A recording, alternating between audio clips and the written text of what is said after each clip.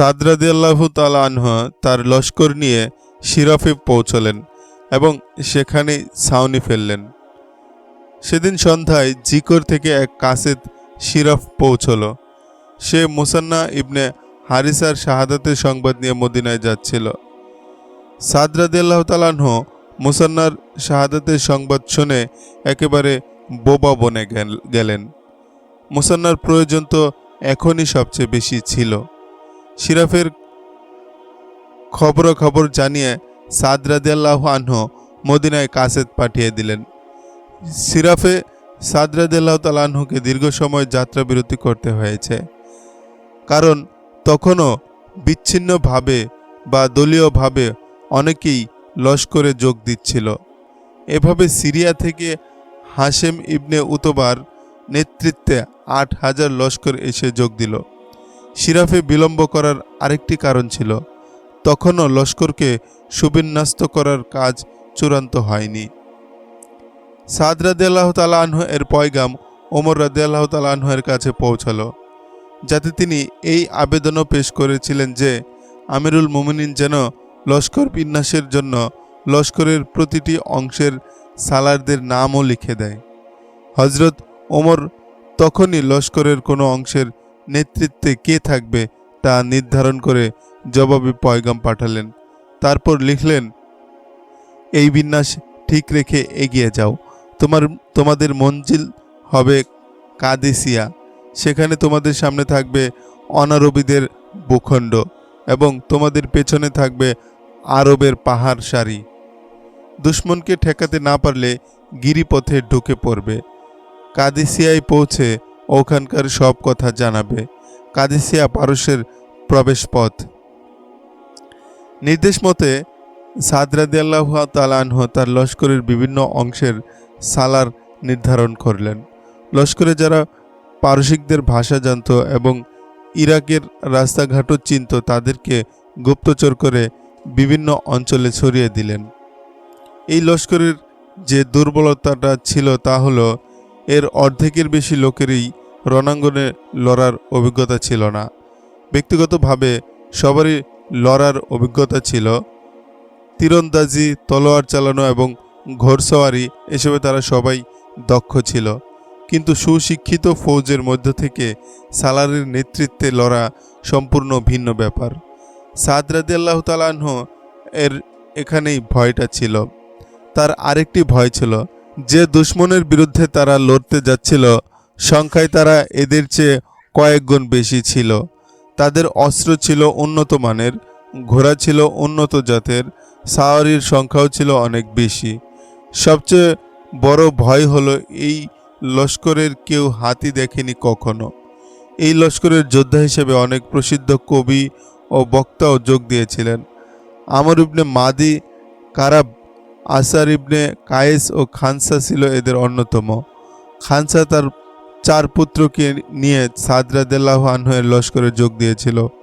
সাদ ইবনে জিকার থেকে মুসান্না ইবনে হারিসার নায়েবে সালারকে তার লস্কর নিয়ে সিরাফে আসার কথা বলাটাই ভালো মনে করলেন। মুসান্না ইবনে হারিসা শহীদ হওয়ার পূর্বে প্রবীণ এক মুজাহিদ বাশির ইবনে খাসাসিয়াকে তার স্থলে সিপাহ সালার নিযুক্ত করেছিলেন, অথচ সেখানে মুসান্নার ভাই মুয়ান্নাও ছিলেন। সাদ রাদিয়াল্লাহু আনহু জিকার থেকে মুসান্নার স্থলাভিষিক্ত সালারকে নিয়ে আসার জন্য পাঠিয়ে দিলেন। কাসেদ রাস্তা থেকে ফিরে আসে। তার সঙ্গে মুয়ান্না ও মুসান্নার স্ত্রী সালমা ছিল।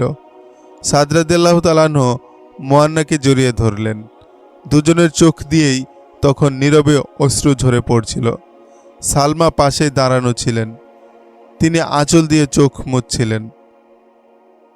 আমার 2 ভাই শ্রেষ্ঠ বীরের মতো প্রাণ দিয়ে দিলেন, মুয়ান্না বললেন। আর সালমা? সাদ রাদিয়াল্লাহু তাআলা আনহু মুসান্নার স্ত্রীকে জিজ্ঞেস করলেন, ফিরে যেতে চাও?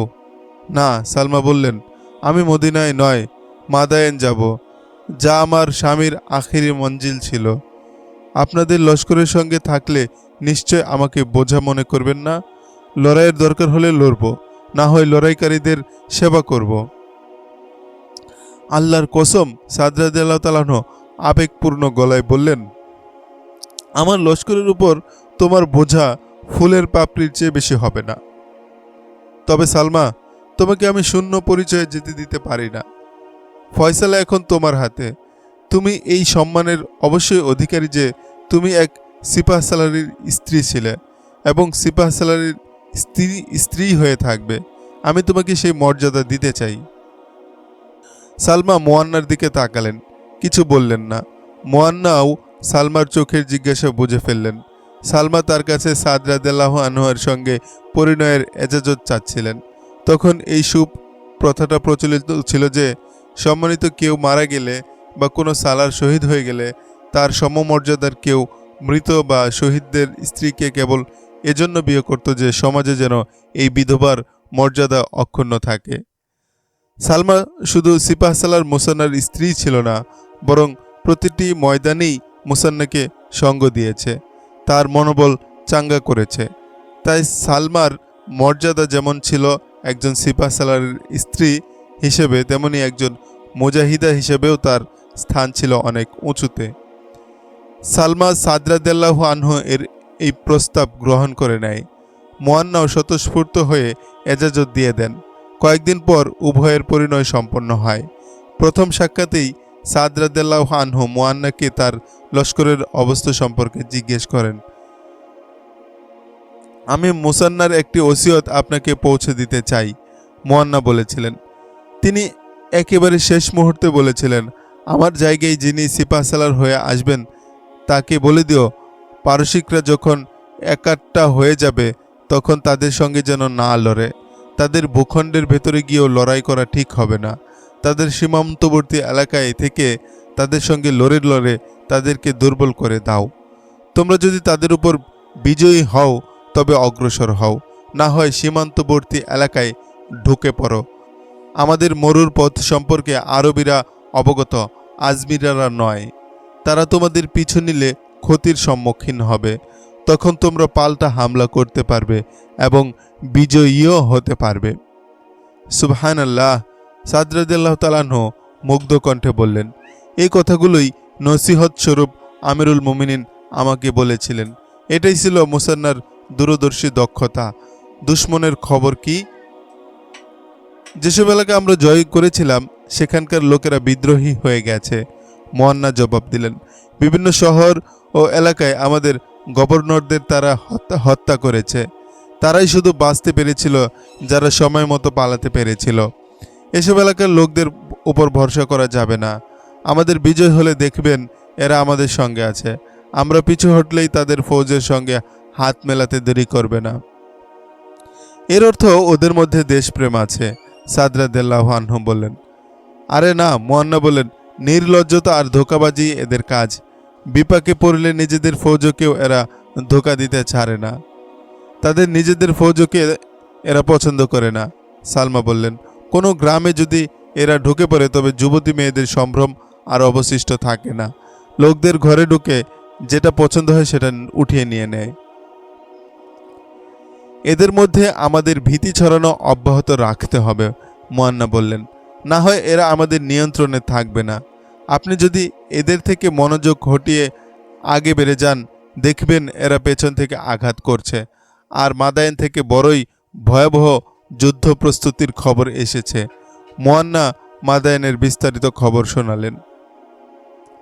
সাদ রাদিয়াল্লাহু আনহু এই লস্করের অনেককেই নিজেদের স্ত্রী ও শিশু সন্তানদের সঙ্গে করে নিয়ে এসেছিলেন।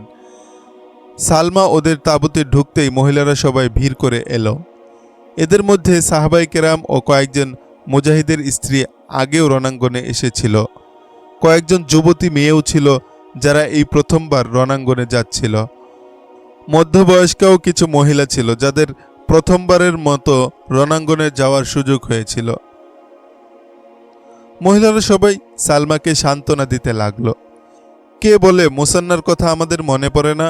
সালমা সবার উদ্দেশ্যে বলল, আল্লাহর কসম, তোমাদের কেউ নিজেদের স্বামী ছাড়া স্বস্তিতে থাকতে পারবে না। কিন্তু মুসলিম নারীর সম্পদ শুধু তার স্বামীই নয়, আমাদের নিজেদের স্বামীদের জন্য নয়, ইসলামের জন্য বেঁচে থাকতে হবে।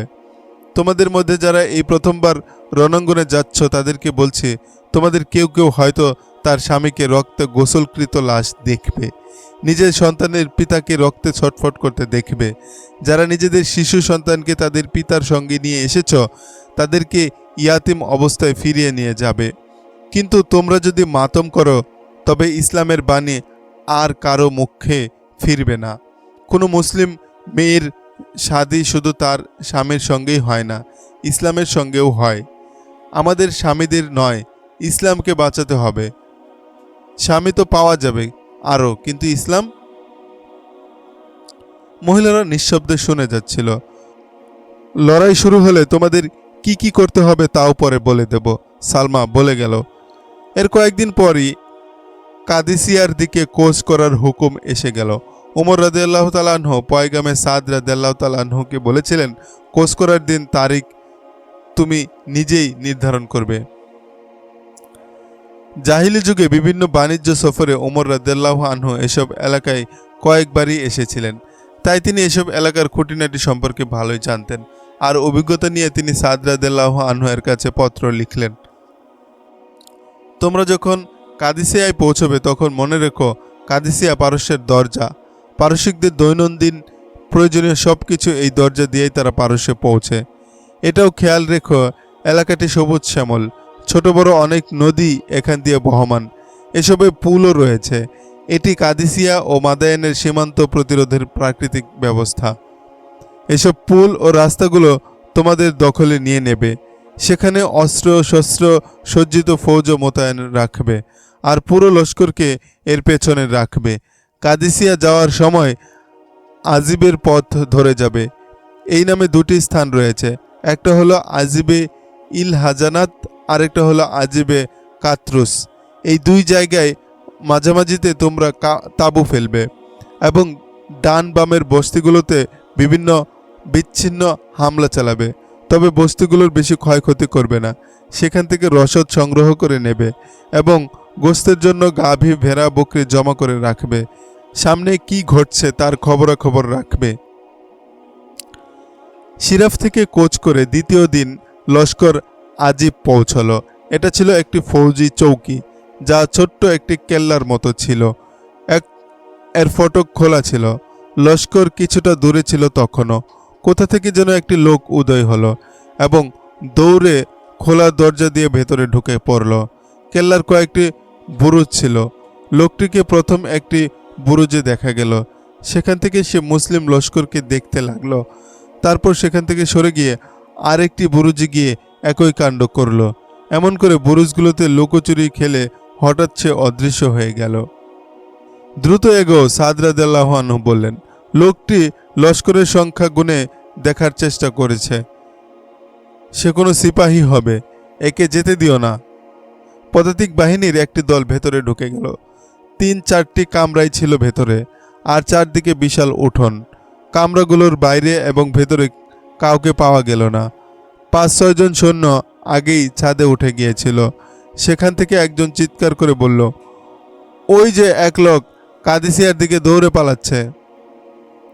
সাদ রাদিয়াল্লাহু আনহু এর কাছে তখন বোহরা বিন জুয়াইয়া ছিল। তাকে তিনি লোকটিকে ধরে আনতে বললেন। জোহরা ঘোড়া ছুটিয়ে দিল, কিন্তু এলাকাটি নানান টিলা আর ঝোপঝাড়ে ভর্তি ছিল। এই ঘন ঝোপঝাড় থেকে কাউকে খুঁজে পাওয়া প্রায় অকল্পনীয়। জোহরা ফিরে এলো। কেল্লার ভেতর থেকে মুসলিম ফৌজ তীর ধনুক বর্ষা এবং তরবারি বিরাট এক ভাণ্ডার আবিষ্কার করল। সামুদ্রিক মাছের চামড়া দিয়ে তৈরি অসংখ্য মূল্যবান পাত্রও পাওয়া গেল। এটা পারসিকদের একটা অস্ত্র ভাণ্ডার ছিল।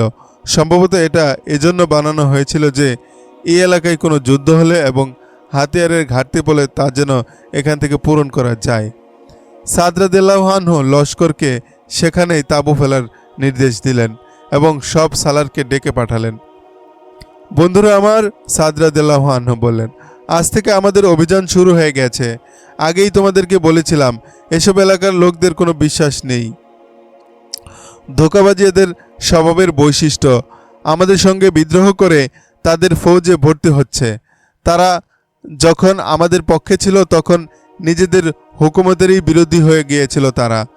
তবে তারা আমাদের গভর্নরদের হত্যা করে আমাদের কবজাকৃত এলাকা ছিনিয়ে নিয়েছে।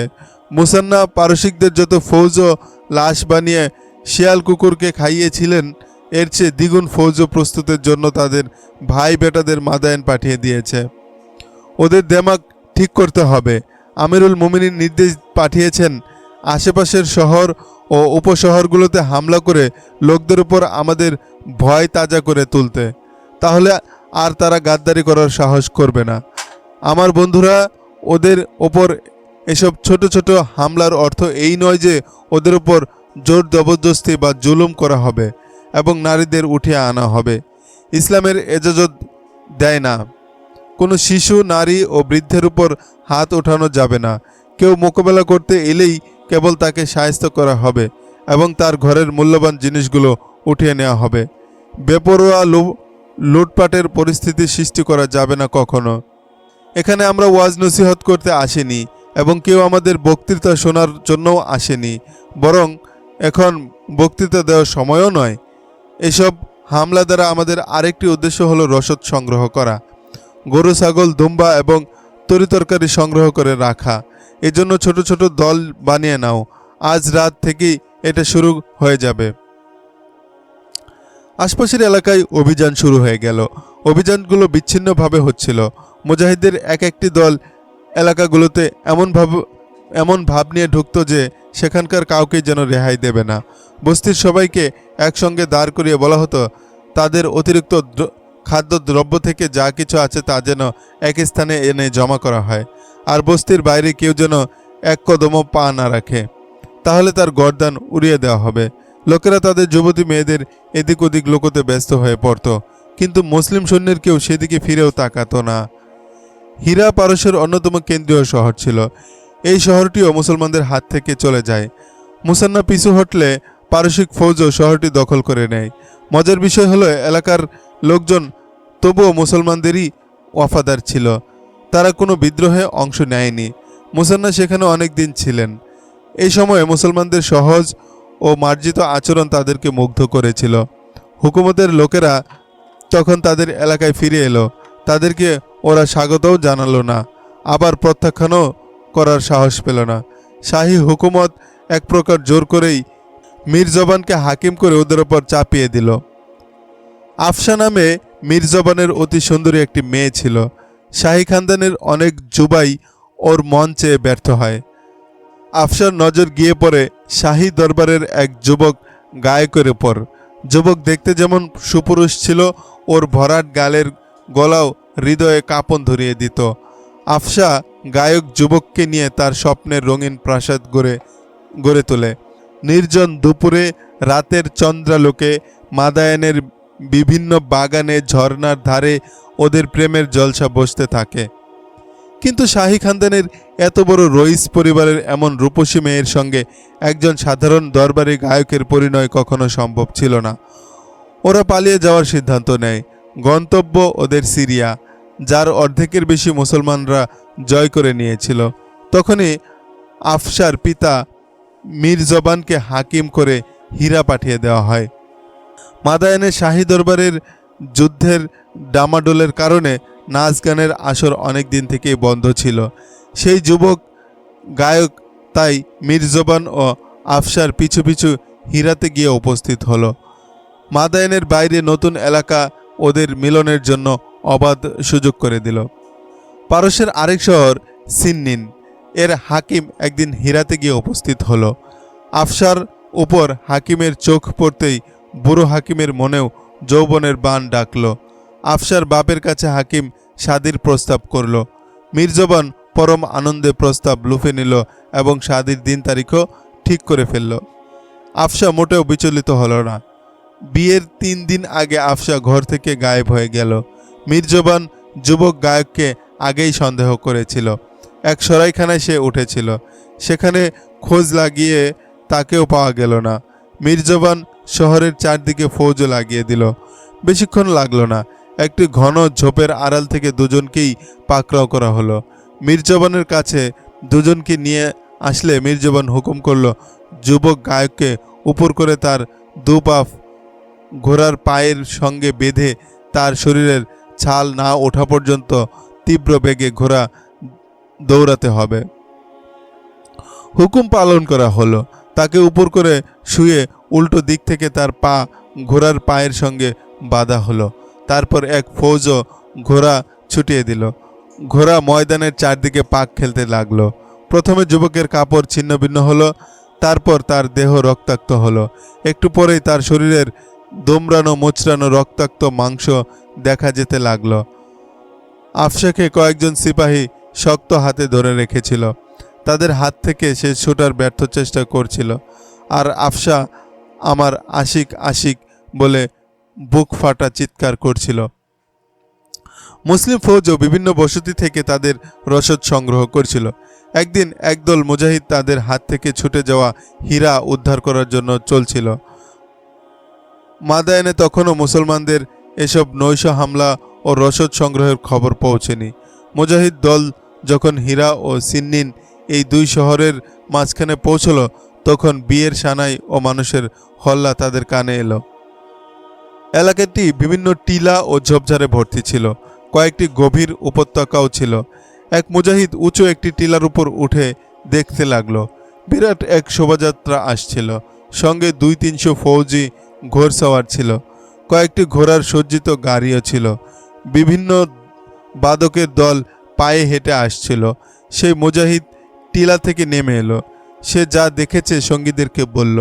দলের কমান্ডার আরেকবার টিলার উপর ঘুরে দেখে এলো। কমান্ডার বলল, সঙ্গে যেহেতু ফৌজ আছে, তাহলে নিশ্চয় এটা নিছকই কোনো বিয়ের শোভাযাত্রা নয়। এর উপর হামলা করতে হবে। কমান্ডার তার দলকে এমন এক জায়গায় লুকালো যে সেখানে কোনো প্রাণের অস্তিত্ব আছে কিনা তাও সন্দেহ করা হবে না। শোভাযাত্রা সেখানে আসতে মুজাহিদ দল হামলে পড়ল। ঘোড়সওয়াররা তরবারি ও বর্ষার দ্বারা সুসজ্জিত ছিল। তারা মোকাবেলার চেষ্টা করল, কিন্তু এমন আতর্কিত হামলায় তারা সামলে উঠতে পারল না। মুজাহিদরা সংখ্যায় কম থাকলেও কাফেলার লোকেরা এতই সন্ত্রস্ত হয়ে পড়ল যে কিছুক্ষণের মধ্যেই তারা পালানোর পথ খোঁজাটা যুক্তিযুক্ত মনে করল। কয়েকজন ঘোড়সওয়ার জখমি হলো আর সবাই পালিয়ে গেল। ঘোড়ার গাড়ির চালকরা প্রথম সুযোগেই পালিয়ে গিয়েছিল। গাড়িটি শাহী সাজে এবং রেশমি পর্দায় সজ্জিত ছিল। সেগুলোর পর্দা সরিয়ে দেখা হলো। প্রথম গাড়িতে বধূ সাজে অপরূপ আফসা বসেছিল। তার সঙ্গের দুজন সখী ভয়ে থরথর করে কাঁপছিল। এ তো দুলহান, একসাথে কোনো ক্রমে আফসার দিকে ইঙ্গিত করে বলল, এ হীরা এর হাকিম মীরজবানের কন্যা। আজই ওর শাদী হয়েছে।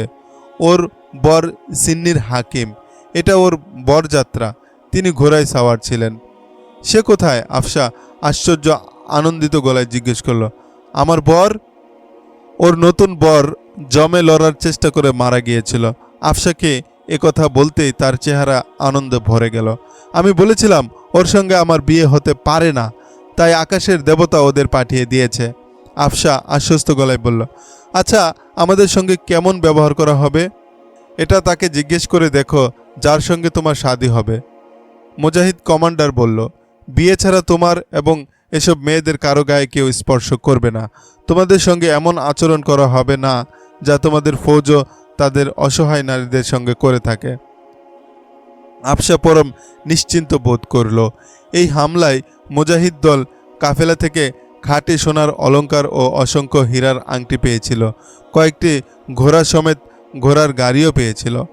আফসা ও তার সঙ্গের মেয়েদের নিয়ে মুজাহিদরা ফিরে এলো এবং ওদেরকে মেয়েদের তাঁবুতে নিয়ে গেল।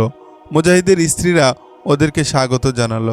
আফসা তার পূর্ব প্রেমের ঘটনা ও তার বাবা মিরজানের নিষ্ঠুরতার ঘটনা সহ সবকিছু মুসলিম মেয়েদের শোনালো। ওরা তাকে নিশ্চয়তা দিল যে তার পছন্দের সম্ভ্রান্ত কোনো মুসলিম যুবকের সঙ্গে তাকে বিয়ে দেওয়া হবে। ওদের ব্যবহারে আফসা দিন দিন মুসলমানদের প্রতি আকৃষ্ট হতে লাগলো। একদিন আফসা নিজেই সালমার হাতে ইসলাম গ্রহণ করলো। এমন কোনো বসতি নেই যেখান থেকে মুসলমানরা রসদ সংগ্রহ করেনি। পারসিকরা বুঝতে পারছিল মানসিকভাবে ওদেরকে শাস্তি দেওয়া হচ্ছে। পারসিকদের হাজার হাজার ফৌজও সেসব এলাকায় মোতায়েন ছিল, কিন্তু কোথায় তারা? মুসলমানরা সবখানে অবাধে ঘুরে বেড়াচ্ছে। সাধারণ লোকদের মনেও এই চিন্তা ঢুকে গিয়েছিল যে ওদের ফৌজও কি কিছুই করতে পারবে না। ওরা ওদের ফৌজের চেয়ে মুসলিম ফৌজকেই উপযুক্ত মনে করছিল, যারা না শরাব পান করে, না তাদের বধূকন্যাদের দিকে চোখ তুলে তাকায়। মুসলমানরা পারসিকদের অধিকাংশ বস্তিতেই দেখেছে তারা নিজেদের সৈন্য দ্বারাই আক্রান্ত। মুজাহিদদের একেবারে ছোট একটি দল দূরের এক এলাকায় যাচ্ছিল। পথে ক্লান্ত হয়ে যাওয়াতে একটি জঙ্গলি বাঁশঝাড়ের ঝোপের আড়ালে তারা বিশ্রাম নিচ্ছিল। পাশের বস্তি থেকে অল্প বয়স্ক কয়েকজন মেয়ে এদিকেই দৌড়ে আসছিল। মুসলমানদের উপস্থিতি সম্পর্কে ওদের জানা ছিল না। ঝোপের আড়ালে মুজাহিদরা নরম ঘাসের উপর গা এলিয়ে দিল। মেয়ে কয়টি তাদের মাঝখানে এসে পড়ল। মুজাহিদরা ধরমর করে উঠে বসল। মেয়ে কয়টিও ভূত দেখার মতো বিষম খেল। আমরা ইজ্জত বাঁচাতে পালাচ্ছিলাম। এক মহিলা কম্পিত গলায় কৈফিয়ত দিল, আমাদের ফৌজের প্রায় 50 জন লোক আমাদের বস্তিতে ঢুকে পড়েছে।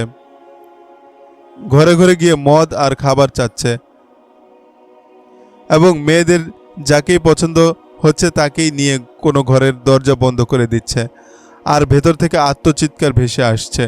আমরা যেন ওদের কেনা বাদী, যখন ইচ্ছা তারা আমাদের ছিঁড়ে খাবে। মুজাহিদরা ওদের ফৌজের তুলনায় সংখ্যায় অনেক কম ছিল, তবুও মেয়ে কয়টির সঙ্গে ওদের বস্তিতে চলে গেল। পারসিক ফৌজও মদের নেশায় উন্মাদ হয়ে সারা বস্তিতে হাঙ্গামা করে যাচ্ছিল।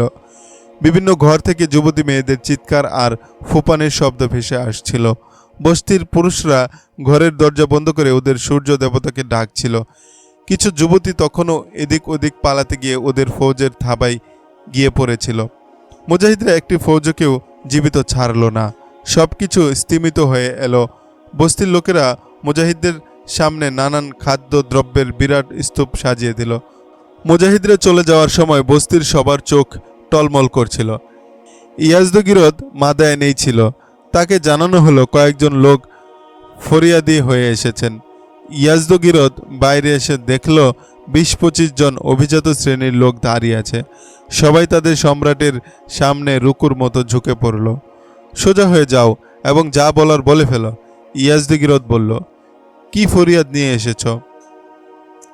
শাহিনশাহ ফারেজ ওদের মধ্যে একজন বাদশার আদব পালন করতে গিয়ে মাথা নুয়ে বলল, কিসরার স্বর্ণকান্তি বংশধররা সুমহান, সূর্যের পুত্ররা। আহা, যা বলতে এসেছ তা বলছো না কেন? ইয়াজদগিরদ বিরক্ত হয়ে বলল, এখানে কোনো শাহেনশাহ নেই, সময় নষ্ট করো না। তাহলে শুনুন শাহজাদা ইয়াজদগিরদ, এক প্রৌঢ় আমির বলল, মুসলমানরা আমাদের ঘর খালি করে দিয়েছে।